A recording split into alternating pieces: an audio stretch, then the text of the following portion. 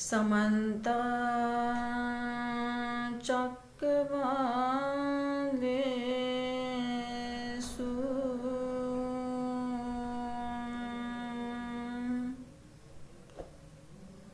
अत्र गच्छन्तु देवता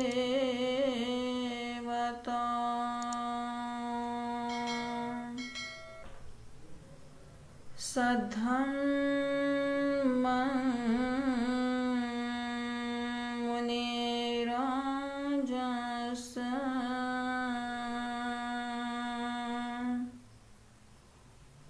सुनन्तु सगमुखदम्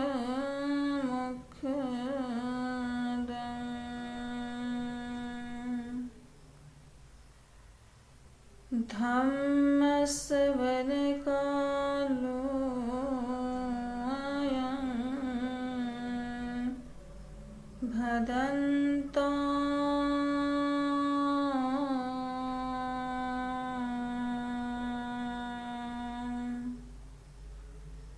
धम्मश्रवणकालो अयं भदन्ताम्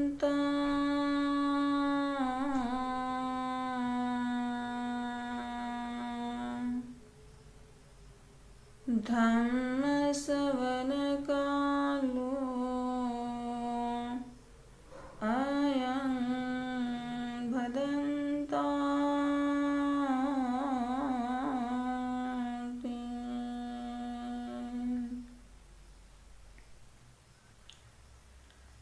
न भजे पाप के मीते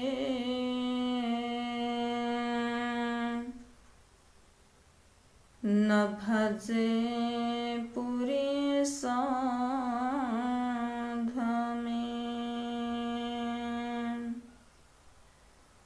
भजे ते मित कल्याणे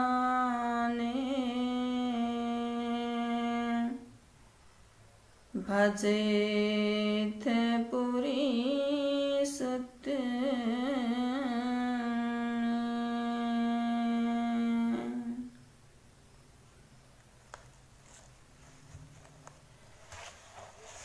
संपूर्ण विश्व को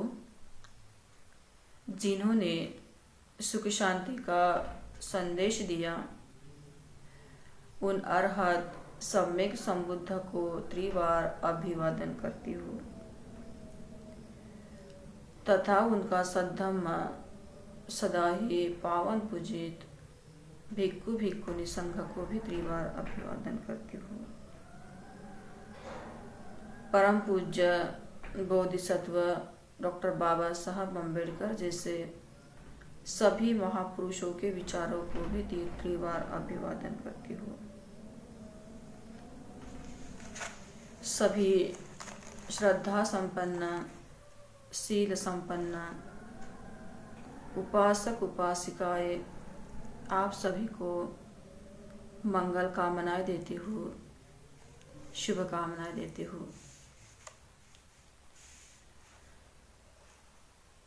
हमने अभी जो एक पाली गाथा बोली है, उस पाली गाथा का संक्षिप्त अर्थ ये है। इस गाथा में भगवान कहते हैं, जीवन में कभी भी पाप मित्र की संगति ना करें, असत पुरुष की संगति ना करें। जीवन में अगर संगति ही करनी है तो कल्याण मित्र की ही संगति करे, सत्पुरुष की ही संगति करे। कभी कभी ना समझी के वजह से, जीवन का बोध नहीं होने की वजह से, अज्ञानता की वजह से, बेहोशी की वजह से कभी कभी स्वयं का जीवन ही हमें विरोधाभास जैसे लगता है। और जब जीवन विरोधाभास जैसे लगता है तो ये पूरा संसार, ये पूरी दुनिया, इस संसार के सभी लोग जैसे कि लगते हैं कि सभी के सभी हमारे कोई दुश्मन है। इस तरह का विरोधाभास हमारे मन में उत्पन्न होता है। जब ऐसी स्थिति जीवन में आती है तब स्वयं को किस तरह से संभालना चाहिए, स्वयं के प्रति किस तरह जागृत होना चाहिए, स्वयं को किस तरह होश में लाने की हमने कोशिश करनी चाहिए, आदि सभी स्थितियों का, सभी मानसिक स्थितियों का उपदेश हमारे शास्त्र सम्यक संबुद्ध ने किया है। बस उनके उपदेशों को हमें जानना है, स्वयं के जीवन में उतारना है, उनका अनुभव करना है। इसलिए आज हमारे जीवन में संगति का क्या प्रभाव पड़ता है, संगति के कारण हमारा क्या नुकसान होता है, संगति के कारण हमारे जीवन में कैसा परिवर्तन आता है। जैसे कि पापी मित्र की संगति करने से, असत्पुरुष की संगति करने से हमारे जीवन में किस तरह की उलझनें उत्पन्न होती है, और कल्याण मित्र की संगति करने से, सत्पुरुष की संगति करने से हमारे जीवन को हम किस तरह का आयाम देता है। इस विषय पर थोड़ी हम आज आप सभी के साथ धर्म चर्चा करेंगे, क्योंकि संगति का परिणाम हमारे जीवन पर बहुत गहरा पड़ता है। भगवान के समय का एक उदाहरण है। इस उदाहरण को हम आपके सामने पेश करेंगे तो आपको ये बात समझ में आ जाएगी। भगवान के समय में अभय नाम का राजपुत्र, ये अभय नाम का राजपुत्र राजा का इकलौता पुत्र था। इकलौता पुत्र होने के कारण और राजा का बहुत ही प्रिय पुत्र था। भविष्य का वो राजा बनने वाला था। राजा ने अपने संस्कार की ओर या अपनी पुत्र के लिए जो करना चाहिए उसके और सभी चीज़ों का, सभी संस्कारों का आदि बहुत ही लक्ष्य दिया, बहुत ही ख्याल किया। जैसा अभय पुत्र चाहता था वैसा ही राजा करता था, एक पिता होने के कारण और एक प्रिय पुत्र होने के कारण। लेकिन अभय जैसा जैसा तरुण अवस्था में पहुंचा, बड़ा हो गया, तो पापी मित्र के संगति में आ गया और उसके जीवन का जो लक्ष्य था, जीवन का जो उद्देश्य था, वो पूरा का पूरा बदल गया। जब राजा को ये बात पता चली कि मेरा स्वयं का पुत्र बुरी संगति में पड़ा है, मेरी भी अभी सुनता नहीं है, न प्रजा के साथ अच्छा व्यवहार करता है, तो एक पिता होने के कारण राजा को दुख तो होना ही था। और संसारी जीवन में खास तौर हम देखते हैं कि जो भी संसारी लोगों के पुत्र पुत्रियां होती है, संतान होती है, अगर वो भी अपने माता पिता के निर्देशों के अनुसार या सही रास्ते से अपना जीवन नहीं बिताती हो, बुरे रास्ते से चल रही हो, तो माता पिता को कितनी ठेस पहुंचती है, कितना दुख होता है, ये आप सभी लोग जानते हैं, क्योंकि आप भी माता पिता है, आपको भी पुत्र पुत्री है। इसलिए राजा को बड़ा दुख हुआ। अब सोचने लगा अब क्या किया जाए। जितना समझाना था वो समझा समझा कर थक गया, परेशान हुआ। सभी तरह से जो उपाय करने थे, आयोजन करने थे, वो सब करके राजा थक चुका था, लेकिन फिर भी अपने पुत्र को बदल नहीं पाया था, सही रास्ते पे नहीं लाया था, सही रास्ते में लाने से वो भी हार चुका था। बहुत गहरे दुख में वो पड़ गया। उसकी नींद, उसका चैन सब खो गए, काफी परेशान हुआ। बस एक ही रास्ता बचा था, और वो रास्ता था तथागत के मार्ग का। लेकिन तथागत के मार्ग को समझाने के लिए,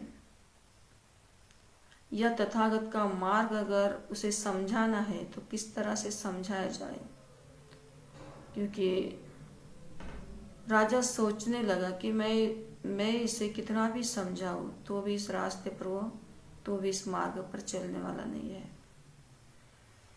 तो अपनी ये समस्या काफी भारी हो चुकी राजा को। और आखिरी जहां भगवान थे श्रावस्ती में, जेतवन में उस समय विहार कर रहे थे, तो राजा जेतवन में चला गया और अपनी समस्याओं को भगवान के सामने रखा। भगवान ने राजा की बात सुनकर, स्थिति जानकर कहा कि हे राजा, ये मेरा अमुक अमुक नाम का शिष्य है, इसे ले जाओ, इसे आमंत्रित करो, इसकी रहने पीने की व्यवस्था करो, और अपने पुत्र को वहां उसके सानिध्य में भेजो। जैसा भगवान ने कहा वैसा ही राजा ने भगवान के एक शिष्य को आमंत्रित किया। अब शिष्य को आमंत्रित किया है तो भगवान के जो शिष्य थे वो तो राजा के राजमहल में नहीं रह सकते थे।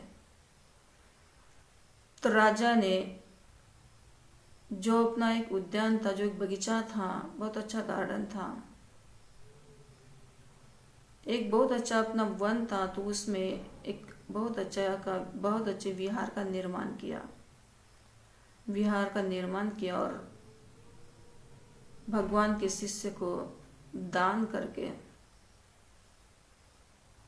सभी प्रजा को भी जागृत किया कि हमारे राज्य में भगवान के शिष्य, आप सभी लोगों को निवेदन है कि आप उनके सानिध्य में जाए और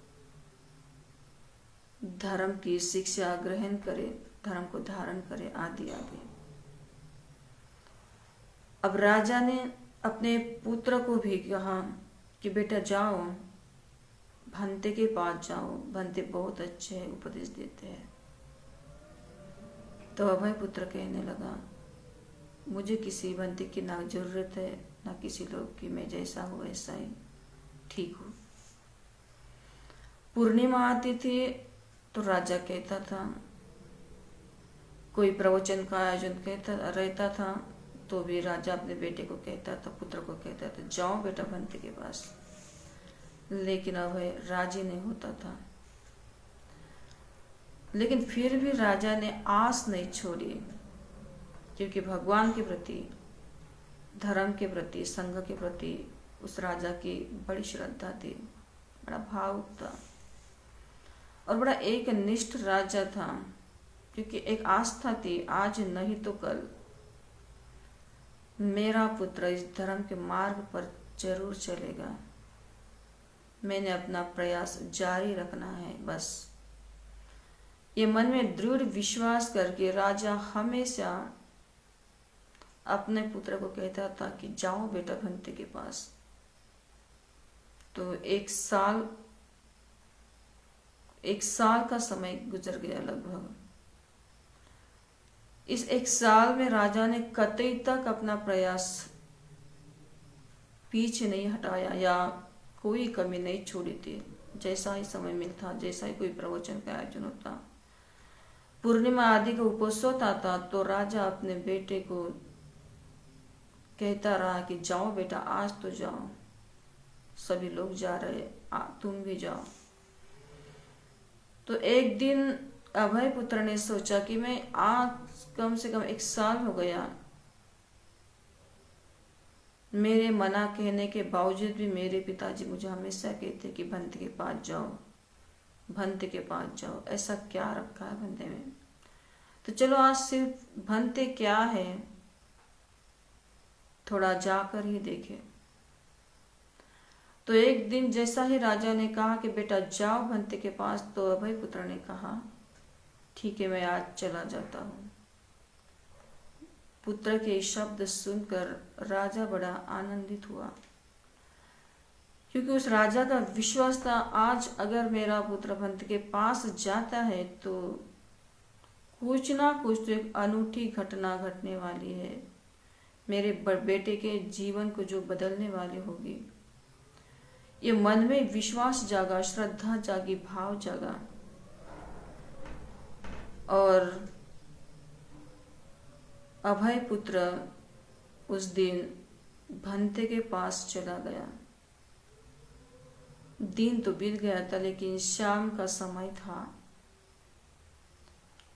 विहार में भंते ते गए और उस समय भंते के पास कोई भी व्यक्ति नहीं था, भंते अकेले थे। बहुत शांत पूर्ण मुद्रा थे उनकी। अभय राजकुमार बहुत ही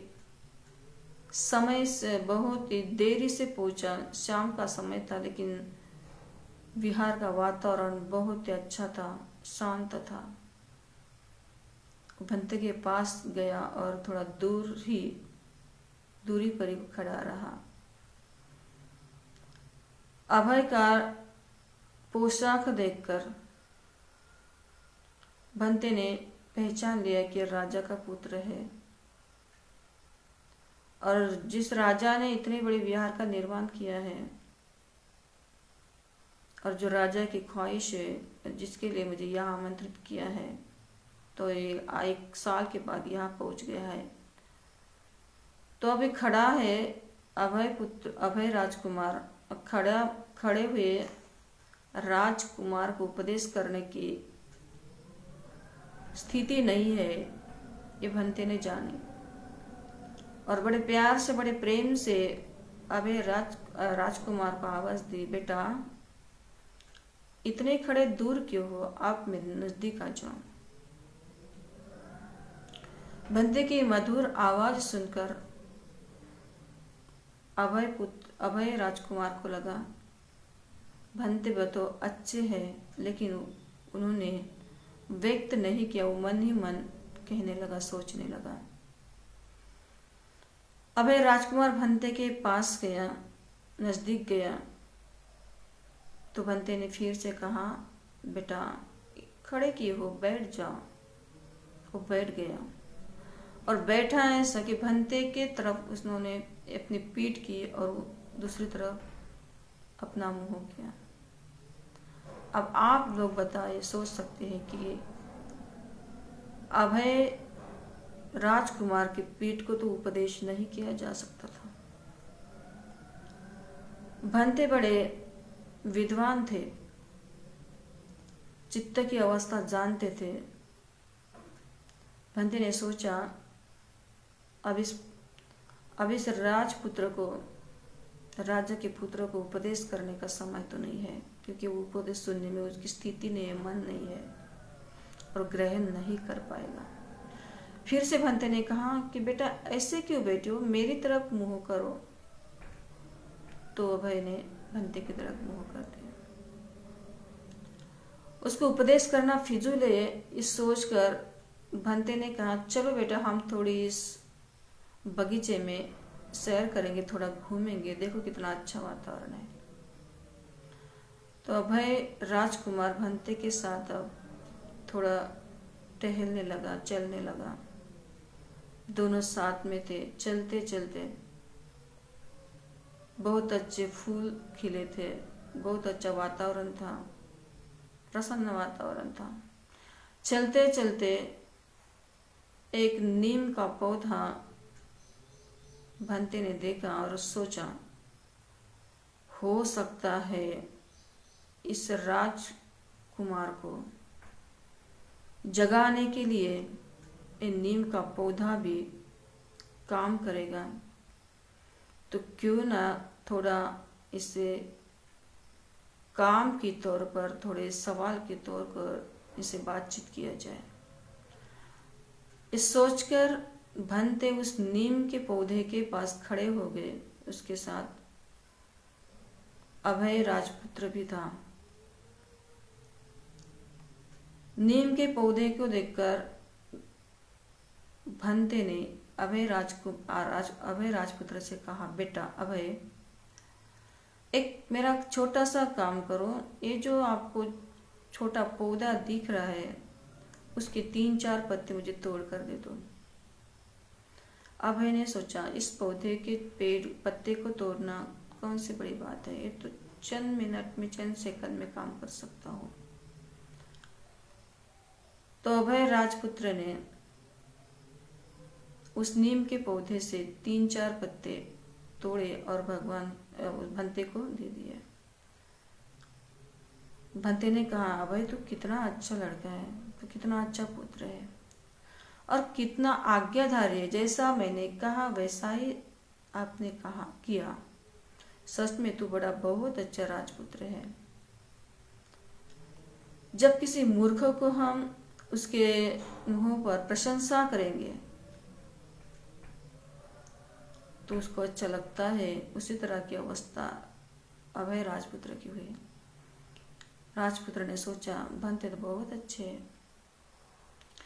फिर भंते ने कहा मेरा बेटा और एक काम करो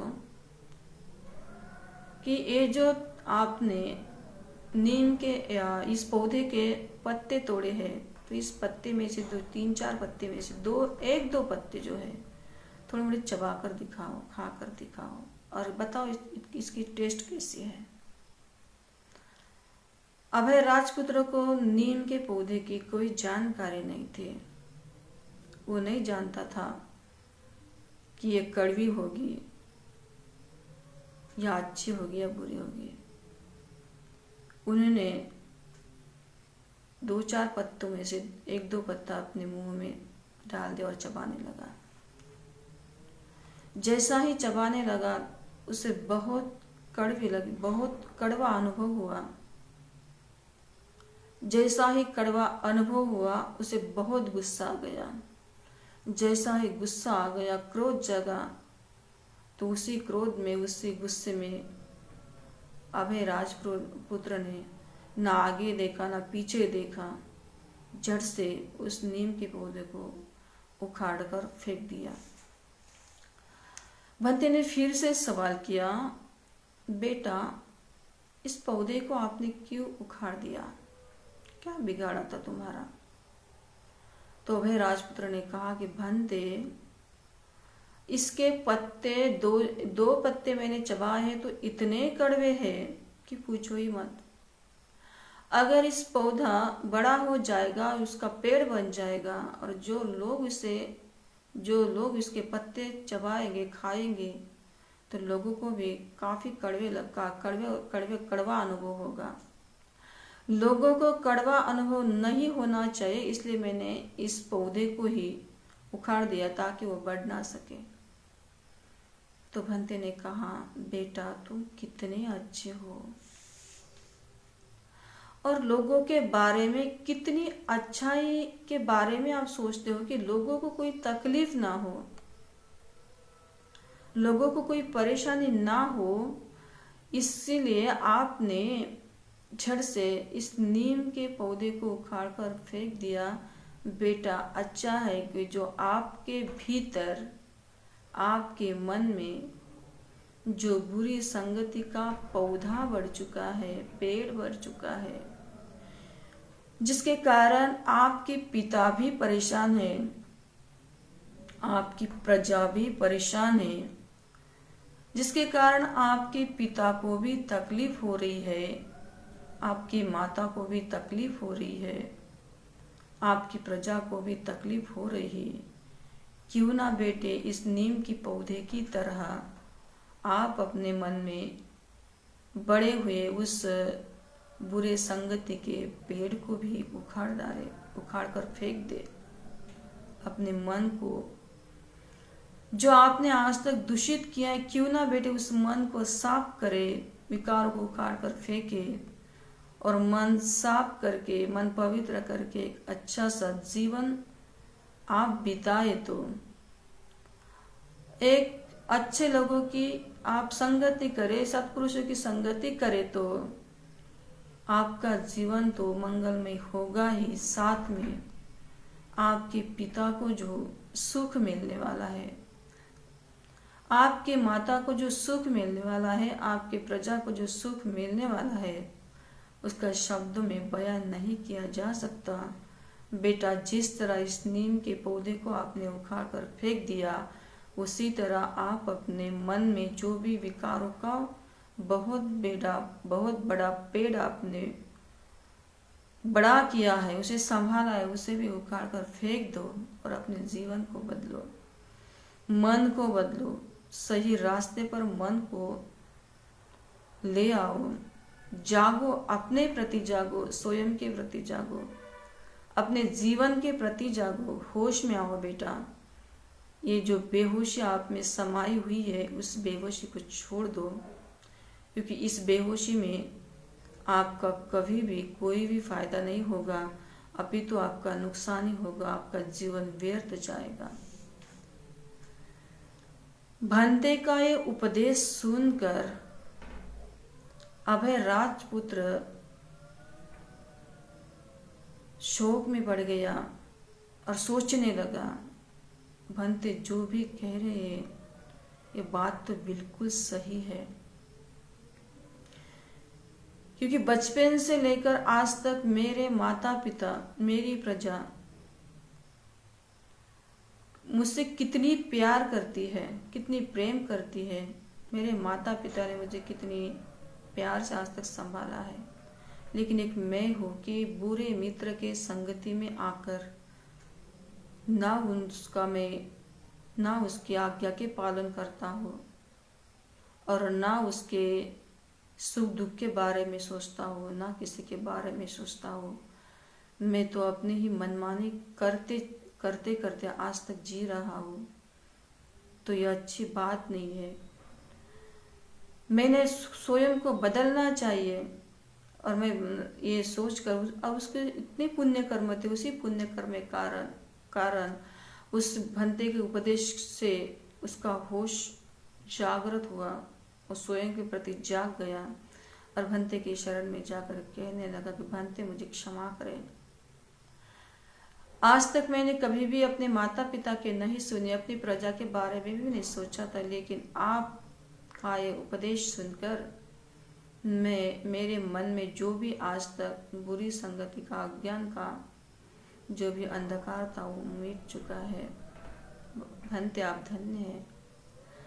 भंते ने कहा, बेटा मैं धन्य नहीं हूँ, धन्य है भगवान का धर्म, धन्य है भगवान कि जिन्होंने इतना अच्छा सा धर्म इस विश्व को दिया है, जिनके कारण हर प्राणी मात्र सुखी हो सकते। बेटा आपको होश आ गया, आप जाग गए, ये बहुत ही महत्वपूर्ण बात है। बेटा आज तक आपने कैसा व्यवहार किया, क्या क्या बुरा काम किया, इसके बारे में सोचना बंद कर दो। बस पछतावा भी मत करो। बस अभी और इस क्षण से बस इतना सोचो, इतना ख्याल रखो, इतना ध्यान रखो कि आज के बाद तुम कभी भी किसी बुरे मित्र की या पापी मित्र की, असत पुरुषों की संगति ना करे कि जिनके कारण आपका जीवन भी बर्बाद हो सकता है, आपके माता पिता के प्रतिष्ठा को भी ठेस पहुंचती है, आपके प्रजा के प्रतिष्ठा को भी ठेस पहुंचती है। ऐसा कोई गलत काम ना करे। तो इसी तरह अभय राजपुत्र का जीवन बदल गया। भावी एक अच्छा सा राजा बना और अपनी प्रजा की, माता पिता की सेवा की। ये उदाहरण क्या कहता है? ये उदाहरण कहता है कि कभी कभी हमारे परिवार का कितना भी अच्छा सा वातावरण क्यों ना हो, कि संसार में, क्योंकि संसार में ऐसे कोई भी माता पिता नहीं होते कि जो उनकी संतान को गलत राह दिखा दे। हर माता पिता अपने संतान के बारे में अच्छा ही सोचते हैं, अच्छे ही संस्कार देने की कोशिश करते हैं, उनका जीवन अच्छा बनाने का ही उनका प्रयास होता है। लेकिन कभी कभी हम हमारे नासमझी की वजह से हम पापी मित्र की संगति में आते हैं, असत्पुरुष लोगों की संगति में आती है और हमारे जीवन को पूरा एक गलत ढांचे में डाल देते हैं। परिणामतः हम स्वयं तो बर्बाद होते हैं, लेकिन हमारे साथ साथ हमारे परिवार की प्रतिष्ठा का भी हमें ख्याल नहीं रहता, हमारे समाज की प्रतिष्ठा का भी हमें ख्याल नहीं रहता। हम हमारे साथ हमारे परिवार की प्रतिष्ठा को भी बर्बाद करते, विनाश करते हैं। तो इसीलिए भगवान कहते हैं संगति का परिणाम हमारे जीवन पर बहुत ही गहरा प्रभाव डालता है। इसलिए जीवन में संगति ही करना है, जीवन में मित्रता ही करनी है तो कल्याण मित्रता करे, सत्पुरुषों की संगति करे। और कल्याण मित्र किसे कहते हैं, सत्पुरुष किसे कहते हैं? कल्याण मित्र की एक पहचान है और पापी मित्र की भी पहचान है। पापी मित्र सदा ही आपकी ओर से कुछ ना कुछ, आपकी ओर से कुछ ना कुछ, आपके पास चाहे चीजें हो, चाहे पैसे हो, चाहे कुछ वस्तु हो, वो सदा ही उखाड़ने की कोशिश करता रहेगा, आपको लूटने की कोशिश करता रहेगा। आप बुरे मार्ग पर चलते हो तो भी पापी मित्र आपको रोकने की कभी कोशिश नहीं करेगा, क्योंकि वो स्वयं में उस रास्ते पर चलता है। लेकिन कल्याण मित्र ऐसा नहीं होता। कल्याण मित्र जब भी आपके अंदर की जो बुराइयां देखता है तो तुरंत उसे रोकने की कोशिश करता है, कभी प्रेम से समझाता है और कभी प्रेम से हम नहीं मानते तो कभी हमें डांटता भी है, तो भी उसके डांटने में भी हमारे जीवन का कल्याण ही उसकी चेतना में रहता है, उसके मन में रहता है। कल्याण मित्र कभी नहीं चाहता कि हमारे जीवन के साथ हमारे साथ कोई बुरा हो। कल्याण मित्र कभी नहीं चाहता कि हमारे जीवन का जो रास्ता है वो गलत हो। वो सदा ही हमारे बारे में, हमारे जीवन के बारे में सदा ही अच्छा ही सोचता है और अच्छा करता भी है। बुरा समय आता है तो जिस तरह पापी मित्र हमें छोड़कर चला जाता है, लेकिन कल्याण मित्र बुरे समय में भी हमारे साथ में एक ढाल की तरह खड़ा रहता है और हमारा साथ देता है। अगर हम कुछ गलतियां करते हैं तो वो हमारी गलतियां हम दिखाता भी है और गलतियां सुधारने की कोशिश भी करता है। वो कभी भी हमारे साथ बुरा नहीं होना चाहिए। हमारे जीवन के साथ, हमारे मन के साथ, हमारे पूरे जो भी जीवन का एक सही मार्ग है, वो सही मार्ग विकसित करने के लिए कल्याण मित्र या सत्पुरुष सदा ही कोशिश करता रहता है और उसके भाव में कोई भी स्वार्थ नहीं रहता। जब ये करता है तो ना आपके संपत्ति का वह स्वार्थ करता है, ना आपके पास जो चीज है उसका स्वार्थ करता है। बिल्कुल निस्वार्थ भाव से आपके जीवन को एक सही दिशा देने की कोशिश कल्याण मित्र या सत्पुरुष करता रहता है। इसलिए भगवान कहते हैं, न भजे पाप के मित्ते न भजे पुरुष साध में भजेत मित्य कल्याणे भजेत पुरुषत्व। जीवन में संगति ही करनी है तो कल्याण मित्र के साथ ही करे।